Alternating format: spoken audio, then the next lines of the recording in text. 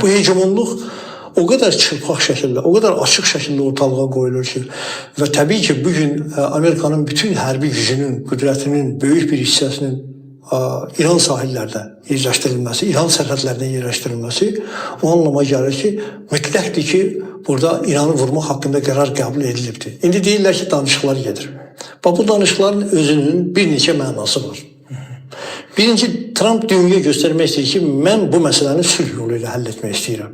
Mən sülh şurası yaradıram, Qəzzada o sülh yaratdım, Azərbaycanla Ermənistan arasında sülh yaratdım, nə bilim, başqa yerlərdə sayırda, o arada münaqişələr olub, neçələrə, 8 ölkədə, 10 ölkədə münaqişələri sülh yolu ilə həll etdim, Hindistanla Pakistan arasında sülh yaratdım və təbii ki, belə bir vəziyyətdə bu məsələləri həll etmək mənim öhdəmə düşür. Ona görə mən İranla da sülh yaratmaq istəyirəm.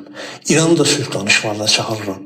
Amma əslində Trump da bilir, bütün dünya da bilir, siz də bilirsiniz, mən də bilirəm ki, nə İran öz yolundan çəkiləcək, yəni o iddialar ki var İran, o iddialardan əl çəkmək, yəni İran hökumətinin fətvasının İranlıların dilində desək, öz dillərində fətvasının verilməsi deməkdir.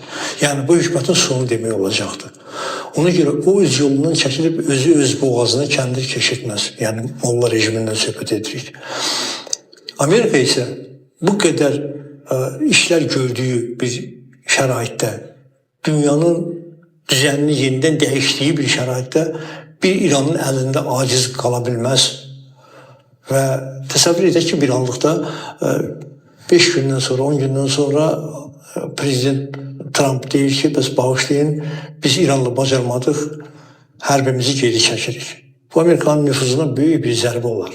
Siyasi nüfuzuna böyük bir zərbə olar. Yəni, bu mümkünsüz bir işdir. Ona görə o qüvvələr oraya gəlibsə və İsraillə çox ciddi şəkildə bu məsələyə hazırlıqlar başa çatdırıbsa, çox uzaq olmayan bir zaman kəsiyində Amerika hərbi müdaxilə edəcəkdir və artıq İranın içində də bilirsiniz, o yeni narazılıq dalğaları qalxır və insanlar, bilirsiniz, insanlar heç nəyə artıq inanmırlar.